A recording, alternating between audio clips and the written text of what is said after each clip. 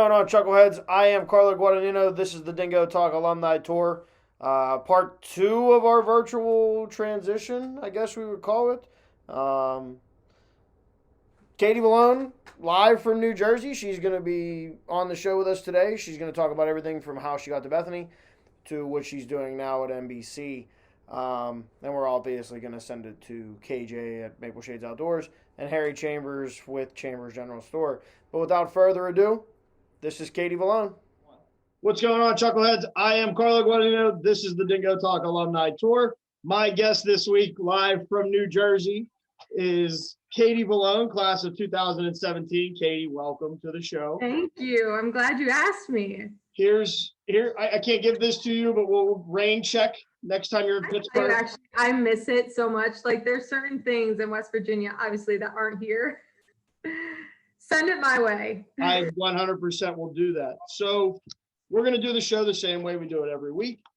We're going to have some drinks. We're going to have a conversation about how you ended up at Bethany and what you did when you were at Bethany, and then what you're doing now. So let's do it. I guess, why don't you start the story off with why Bethany? Why Bethany? So my sister went to Bethany first.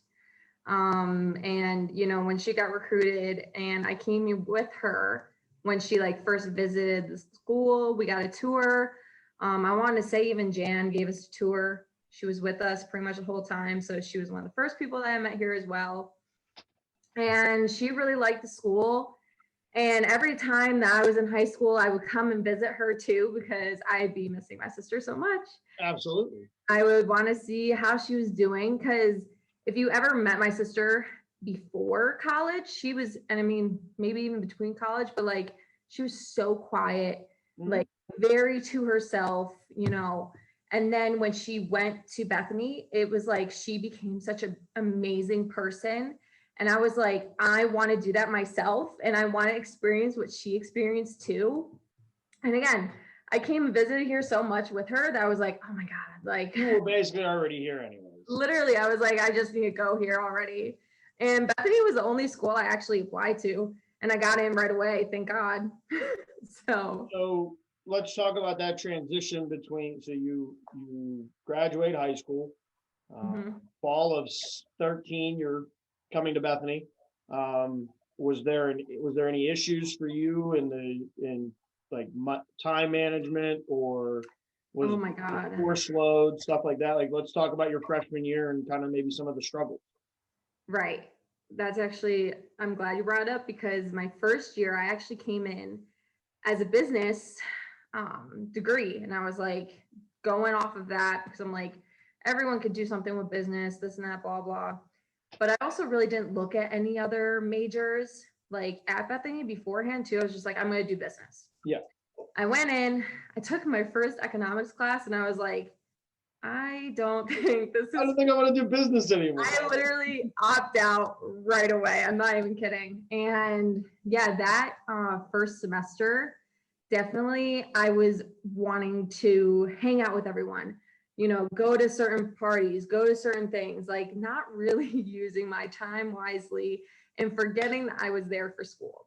Well, and that's the freedom that this place provides you, and any college does, is that first. I would say at any college, big or small, you're gonna want to do whatever you want because you're away from home. And again, I was, from Rochester, New York, going all the way to West Virginia. I'm I don't have my parents tell me what to do. I'm gonna do what I want, this and that. And yeah, I shouldn't have done that. So much. Obviously, after the first semester, I'll never forget. I'll say what I got. I got a 1.3 my first semester. Yes. And I'll never forget, my mom was like, yo, you have to do better. Why is this happening? And I was just yeah. And then also, I wanted to be in a sorority because my sister was in FIMU. And I was yeah, they're definitely not going to let me in now. Not with them. Because that's a great thing about sororities too, is that they really go off their grades. And I'm I wanted to be in a sorority so bad. I wouldn't even say FIMU. I would say sorority, because I was keeping every option open at the time, Because yeah, Maria, I definitely wanted to follow in her footsteps, but maybe there was a different house better for me. So I definitely kept that open. And thank God I had to get like a signature sign from I want to say either Stebbins or Sam Googe. I'm trying to remember who, but like to let me go through recruitment because my grades were so low. So you get to go through recruitment. You end up at Yes. FIMU. You're no longer a business major. Yes. I went actually straight into communications after that. And like probably the best decision I've ever made, obviously. Because right after that, my grades were above a 3.0. Mm-hmm. I'm actually liking what I was doing and enjoying going, and I was in TV like right away. I want to say like my spring freshman year, going into literally my senior year, always in TV, trying to help out. And I think interacting and doing stuff like that, being hands-on, made me want to do better too. You know what I mean? And also then going into sorority life and being like, all right, I need to get my life together and not just worry about partying or doing this. Like, I'm actually here for a reason. So you get really involved in the comm department. You get very involved in Greek life as a whole, not just being a FIMU. I mean, I believe you were Pan-Hel president at one time. I mean, you were very involved. How did you begin and maintain that management of your time, be able to do all that coming off of that struggle in that first semester? I think it was like motivation, honestly, from going to that and like, talking to certain people like within the sorority life, within FIMU, because obviously I chose FIMU at the end, and like literally being like, listen, Katie, like we had our academics, like we had, someone being like, you need to work on this. And I was like, you know what, you're right.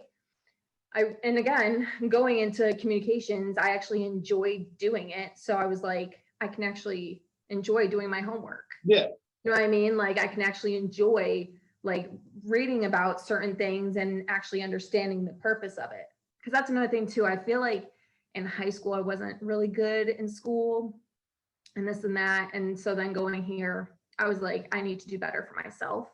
So then also getting into positions in the house, you have to be a role model. Yeah. Other people want to look at you being like, all right, she's doing good in school. She's doing good in this. I can do it too. So that was another thing for myself, is like, I wanted to show that other people can do it too. Because I feel like that's what helped me. And you don't necessarily have to be the strongest student to become a strong student. Well, yeah, exactly. Like I really was not good in school. I mean, I had, maybe a 2.7 at the most in high school. Like very, just right at the average, right at that average grade level. right. Well, so you explained why you got into Greek life. What was the attraction to comm? What drew you into that? What all did you get involved with on that side of? Yeah. So really, again, Maria, when she joined FIMU, I saw her become a better person. Mm-hmm. And I was just like, that just like made me be like, I want to do this too, because, first off, it's good for a resume. It helps you become a better person. And that was one thing too, that I was like in college, like I want to build up my resume, mm-hmm. Do stuff in the future and actually learn about certain things because it will actually help me later on. So definitely sorority life, has that reputation of being partying, and like, I totally get it. But also you have to think about the other side of it. Like if you want to be in the house and have a voice and certain things like that, like you have to have the grades. Mm-hmm. That definitely was like motivating for me to do that. But also like for any house, I mean, I'm not just speaking for my FIMU, but like any house, really made sure that you kept up with your grades and an academic person to help out with that. So if I remember, if my memory serves me correctly, on the comm side of things, you hosted a show. You in Lexi, Naples. It was a movie review show, and it made called it Vice in Box Office. And it won a Crystal Yes. And you want to know what's funny? I was trying to think of it today before I came on here. I was like, gosh, why am I blanking on the award? From the, I can't remember, Very big moment. like Scholastic Journal, Collegiate It Journal. was PRSSA for West Virginia, something like that. And it was a Crystal Award for Best Long Form Video. So there was that, but where Katie, and maybe the people at home don't know, where Katie starts to shine is somebody stuck her in the trailer and gave her a headset, and she got really good at telling people what to do to make our shows all look really good. I am, and this is probably a bad thing about me, but I'm a little bit of control freak in a sense. Campus Feud. That's probably the best thing for me because I wanted to put on the air exactly what should be on the air. And yeah, it definitely was probably the perfect place for me. Yeah, I can be on the screen and talk about certain things like, you know, what you're doing now. Mm-hmm. Also, I was more interested on the back end of what's actually, how it's being put on. How is the production being put on? And I feel like I've always been like that, you know, moving into my career now, you know what I mean? Because I've always been asked, why don't you try to do this and that you did in college? And I was like, I enjoyed this more. Yeah, and at the end of the day, that's what makes you happy in your field. Right. Yeah. So I started as a technical director and literally loved it, which made me even more into the comm department. More people were trying to ask me about certain things. Like I felt more like a leader there too, you know, helping out certain people, getting them an opportunity to do the things that they wanted to do and, you know, get that, you know, hands-on training. Well, you put one hell of a production on for Campus Feud, and I don't know how, because that was both me and Lexi, like both of us were doing it together. Cause again, like Lexi wanted to do it too. And I'm like, yeah, do it. That was such a fun day. Like for you, maybe. Oh my God. I can tell you I had fun on the last recording, the last episode. Because everyone was going crazy. After that, I was great. Right. I mean, for a campus like us to do something like that was really cool. Absolutely. And having us, you know, record it and actually set it up the way that we wanted it to was also really cool too. So if you were going to recommend Bethany from an academic point, would you say that the McCann Learning Center, because I believe you worked with Heather Taylor very closely, and I actually really didn't in the beginning, and again, because I wasn't the best student in the beginning, and then I got my act together and I went and saw her a couple times here and there when I was actually taking like American Lit, like doing certain English classes, because I have still like a little learning disability that, like, you know, it is what it is. And, but also I didn't let that stop me. You go and get help. You know what I mean? Like, that's the point of it. You should never let that stuff like stop you for, you know, not getting the grades. Go get help. And that's the point of the learning center. And there's other options there too. I mean, you can go to the library. There's students. Absolutely. And like I said too, FIMU had those moments where you can study at home, like study at the house with your sisters and actually do the work. Meet up with someone that's in the same class, do the homework together, learn from each other. Like, you know, it's certain other things that you can take on, but you know, the learning center for sure, like, is a great place to go to get help. And I know a lot of people took it on. I would say I wish I took it on more, but I had other opportunities, other places too. That's probably one of my biggest regrets, is not utilizing the learning center more, right, but utilizing there was other avenues. I mean, there was exactly. Bishop and other people that we had in the house. Yeah, I used it here and there too, and I'm not saying I didn't, because, you know, again, for like American Lit and certain things, I had to get it like proofread and like that made sense because of my learning disability. And yeah, I just, you know, I really recommend, you know, taking that and making sure you use it as much as you can if you need it. You know what I mean? Well, so I think that's a good place to stop. We're gonna take a pause. You and I can regroup. We're gonna send it to KJ over there at Maple Shades Outdoors. KJ! So Kieran Dunn, owner and founder, operator, editor, video extraordinaire man over there at Maple Shades Outdoors. Follow them on and subscribe to them on YouTube. Follow them on Instagram. A lot of great stuff going up, but without further ado, go ahead, KJ, take it away. What's going on, everybody? This is Kieran Dunn, founder of Maple Shade Outdoors. You're currently watching Dingo Talk with my man Carlo. If you're anything like me and you're really enjoying this content, you should like and subscribe his page. While you're on YouTube, you should probably just head over and like and subscribe Maple Shade Outdoors. Check out our page, enjoy some videos, some outdoor content. You might as well hop on Instagram, Facebook, follow us, Maple Shade Outdoors. Now that's enough about me. I'm trying to get back and watch the rest of Dingo Talk, so I'll talk to y'all later.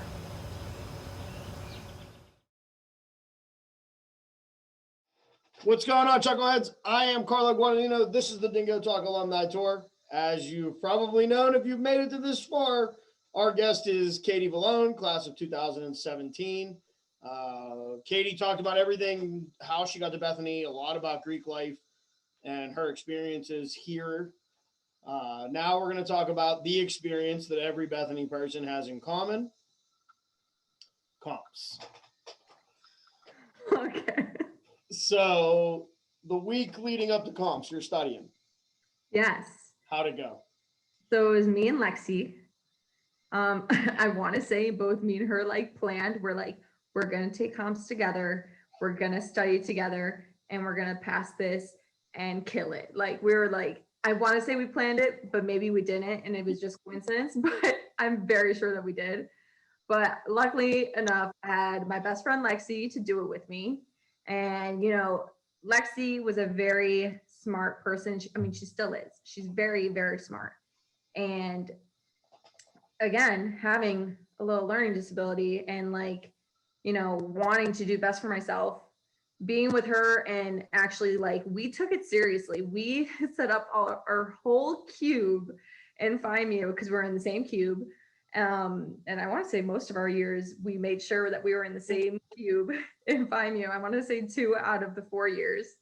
And we told everyone in the cube, we're like, sorry, we're going to take this over. This is going to be our study walls. Like, we're going to be in here if you could very politely not be loud. Not be here. And especially because we did it in the spring too. So everyone's going, doing things, you know, having fun, which, yeah, it sucked because you're like, oh, I'm missing out. But also like, I liked having it in the spring because when I got out of comps, it was so nice out. Like, I liked the, you know, whole environment for it. So you study that whole week, you and Lexi, and hey, who knows, maybe we'll get Lexi and maybe even be able to wrangle up Dustin Hess and get him out of the hiatus he's been on. Yeah. They're both down there in Florida. I'm sure it's freezing. Not unlike us that are sitting in snow and waiting for more snow and more cold. I just called her. Like, she is in the best weather possible. So you guys took the studying very seriously. You open your folder that Monday, first day of writtens. Yeah. What is your reaction to the questions based on the way you studied and the questions you read, what's the initial feeling? I got this, to be honest. Because, you know, that was another thing good too is Emmy Gamble at the time. She worked at comm department, head of the department. She really helped us prepare and like let us know what was going down. And me and Lexi prepared. And so when we got into it, I felt prepared. I mean, the thing is, you know, you're there for so long and you want to use as much time as possible too, to make sure, you know, you didn't miss anything. And I recommend use as much time as possible. Like, absolutely, that you have to, once you're done, you're done. Like, take that extra half an hour if needed, read it over, make sure you have exactly what you want, because again, that's your grade. Mm-hmm. And And, you know, And it's the grade. I was gonna say, you don't want to take it again. Like, this is not something you want to take again. So take as much time as possible, like reading it over, making sure you have everything in there. But yeah, I really took advantage of that too. I want to say, I wasn't the last person in there, but one of the last. I took as much time as I needed and, you know, really got everything done. The first day it felt good. Second day, I was like going out and I'm like, oh my God, what did I just do? And like me and Lexi were talking, and I was talking with other people that were taking comps at the time too from communications. And, you know, I was just like, I don't know. I don't know. I don't know how I did. But I'm like, but it's done. Like, I did what I had to do. It's done. If you didn't get a call that day, you're okay. So that's all I thought about. I was like, if I don't get a call, I'm okay. If I don't get a call, I'm okay. And you didn't get a call. Good. When Maria was graduating, I was there, and there was a girl in FIMU. I'm not gonna say names, obviously, but there was a girl in FIMU, and she got a call when I was there. She got a call, like saying like she can't even do orals. Because it's not going to be enough to. Yeah, and she was freaking out. And I want to say she actually somehow, like, I want to say she got orals, like she like pushed and was like, I can do it. And I want to say she passed, but again, I don't remember. Mhm. I just remember like her getting the call and like people freaking out because, you know, it's a big deal. It is. So I was like, if I just don't get the call, I'll be okay. That's all I was thinking about. And So you walk out, as you said, you loved the fact that it was beautiful out. It was springtime in Bethany. yes. You then get a week to kind of enjoy Bethany, do whatever you wanted. It was now in that process, were you already applying to NBC and interviewing? And So I want to even say before comps, I was in contact right away with JP Silk. He was a master control operator at NBC Universal. And if you guys know, a master control operator is someone that's pretty much keeping live TV on air. Like, they're making sure 24/7 that the content is up. You have your captions, you have, you know, the little logo at the bottom, everything is running smoothly. And so then I was in contact with him way before. And luckily he heard my name. Y'all still talking? You recording? Yes, I Nadeem. thought the show was over. Are you kidding? hi, Nadeem. Love you. I didn't do this for your You all interview. might remember Nadeem was on the show last week, and apparently he didn't get enough airtime. I thought you were just chopping it up afterwards. You did. Okay, can you go away? Yes, This is ma'am. my interview. Yes, ma'am. I didn't barge in on yours. Go. And part of this new virtual thing that we're doing is you never know who can pop up now. Oh goodness. Luckily he doesn't do it for my actual like job.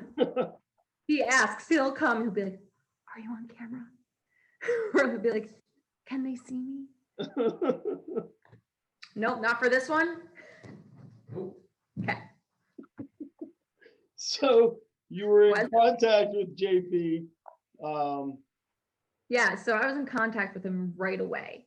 And he heard about me from ME and wanted to talk right away. And I did. I talked to him and I sent him my resume, and he sent it in right to the manager at the time. And I got an interview 2 weeks after I graduated. So now, did you go back to Rochester for a week and spend time with the family, and then? Yeah, I graduated, went back home for a week just to like unpack, and then literally booked a hotel in Jersey and went by myself. So it was the first time also like going and doing something like this, booking my hotel, going and, you know, doing this without anyone helping me, which, you know, again, is a learning experience. You have to do it for yourself.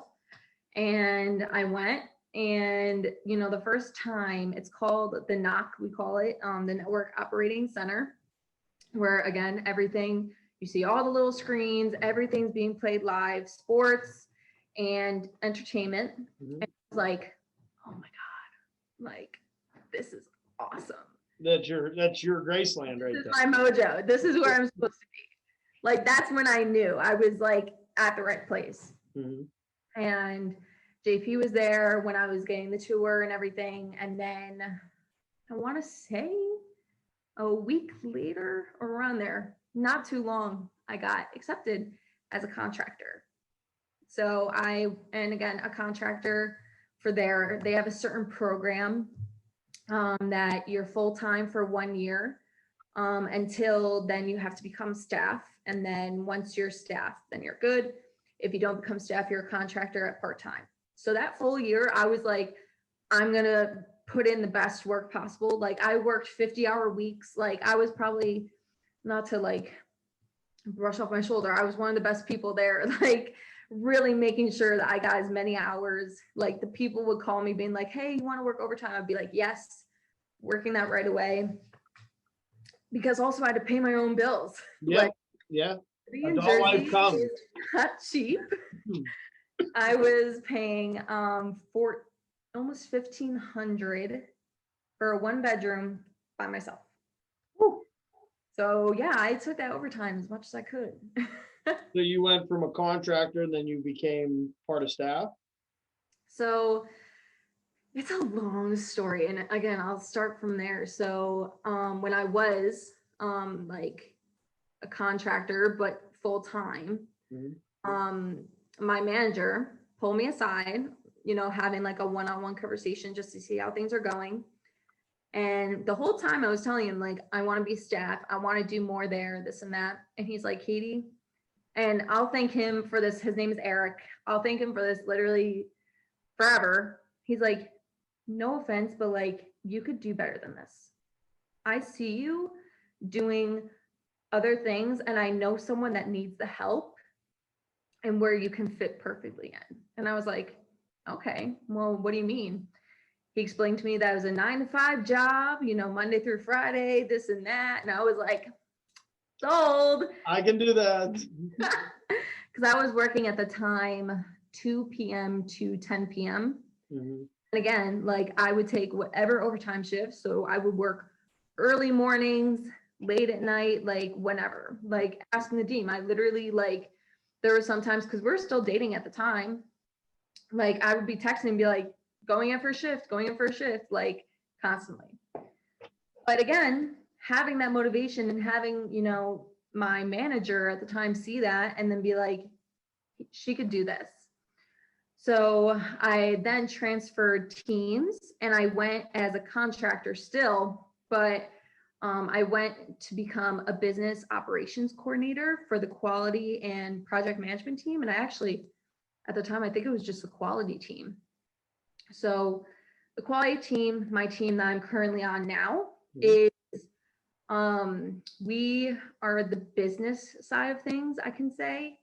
And we are the ones talking with the VPs, the executive VPs, presenting out PowerPoint decks of all the metrics and what we call reliability of all of the networks and performances that we're presenting out to people like you, like everyone. So that was a very eye-opening experience, because I was like, am I a corporate person?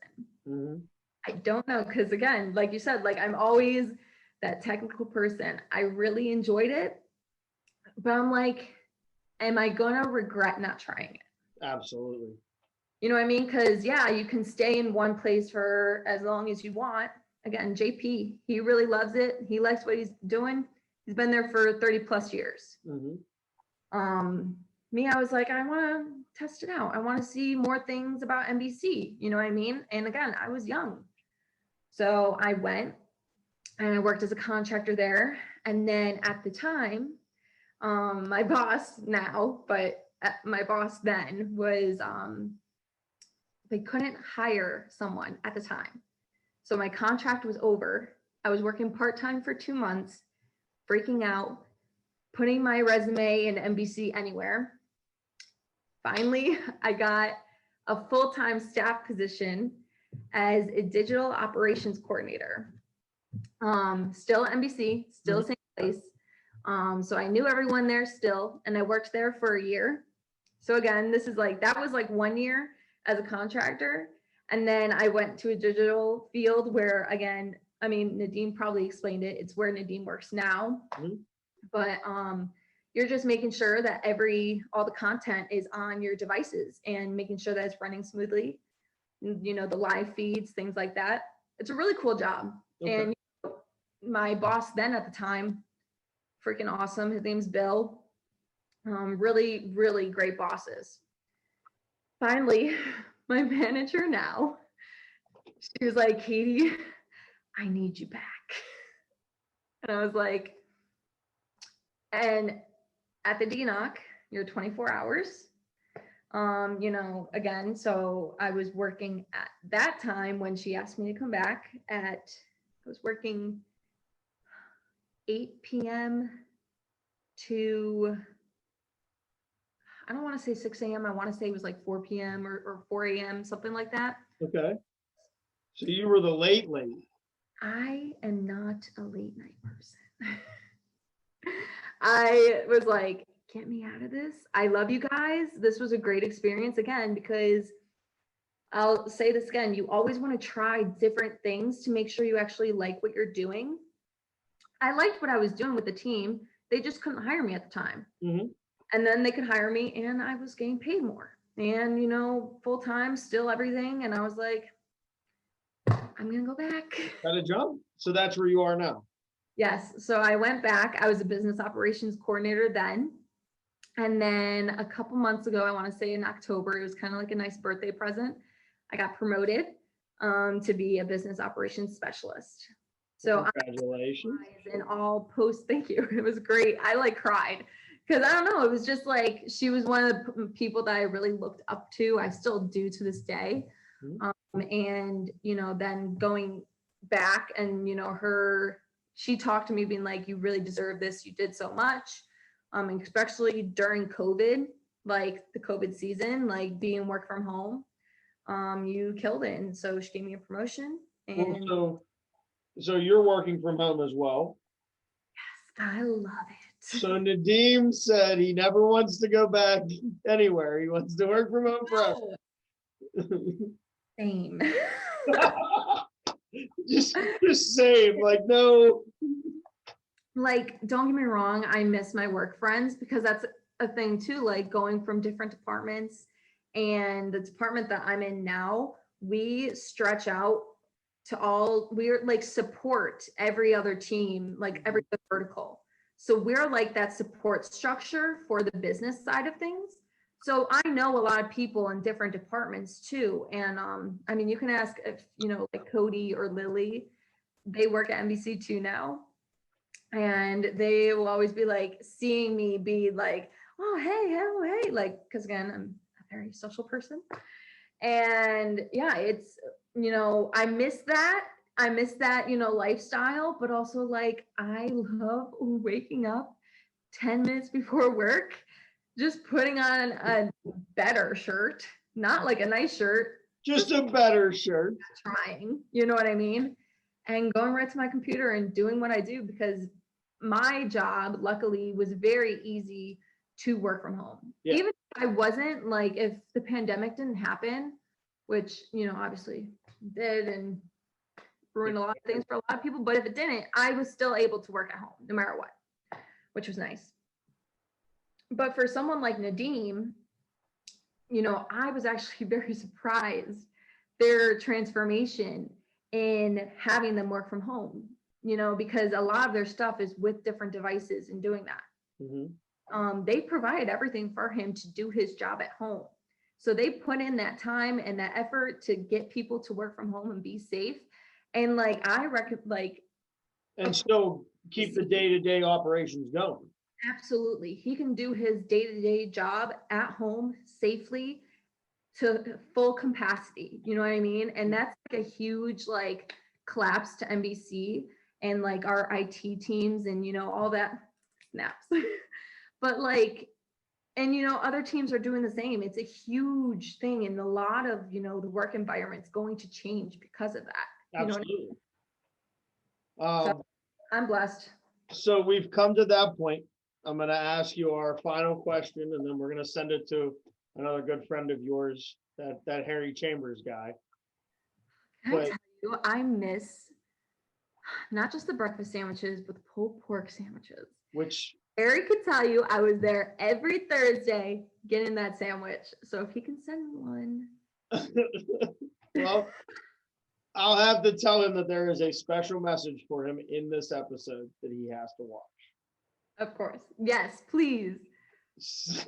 So if you had to recommend Bethany just as a whole, you're talking to somebody, maybe it's a parent, maybe it's somebody that isn't West Virginia, Pennsylvania, Ohio, that is close to Bethany, they're going to look to make that jump.